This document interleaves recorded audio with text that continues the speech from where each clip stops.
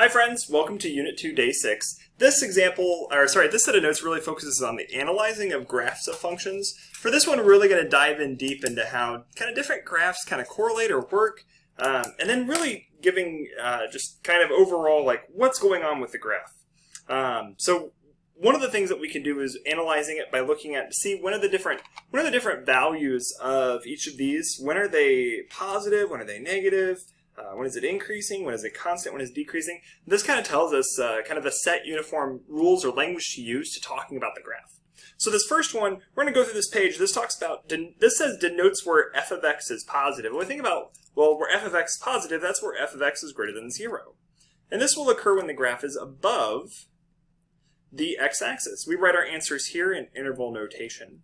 So when the graph is above the x-axis, we're talking about the y values. So we're talking about, in this case, we're talking about the x values in interval notation. So I'm just going to write off to the side. These are when we talk about the x values in interval notation. Similarly, when f of x is less than 0, this talks about when the graph is negative. This will occur when the graph is below the x-axis. We write our answers here, and also in interval notation, these are also going to be our x values. And this is going to be kind of like reading it from left to right. This last one talks about where f of x is equal to 0. This will occur at the x-axis.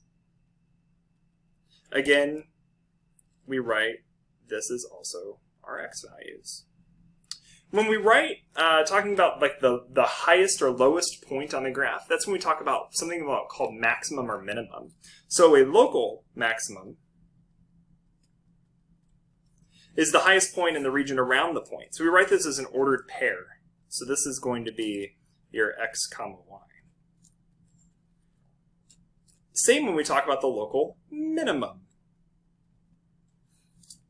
This is the lowest point, and this is also an ordered pair, x comma y.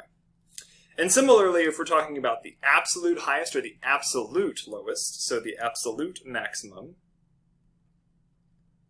or the absolute minimum, that is going to be the absolute across the entire graph. So this could be an instance where there is not an absolute max or min. If the graph continues on forever towards infinity or negative infinity, then it doesn't have an absolute maximum or minimum, but it could have a local maximum or minimum, depending on the graph. We say the function is increasing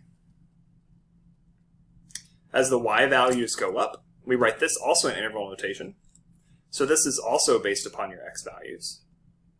Then we say the function is decreasing when the y values are going down.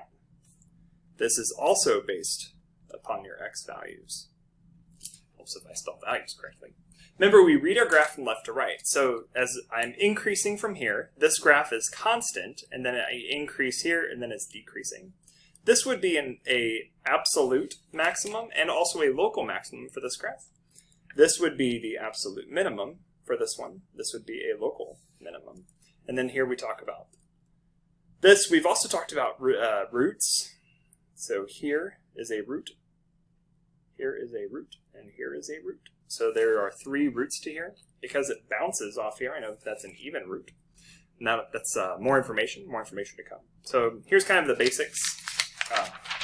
So let's dive in and analyze these graphs. So I'll actually save that for the next video, so that way we can kind of keep it all together. So example 1, see you in the next video.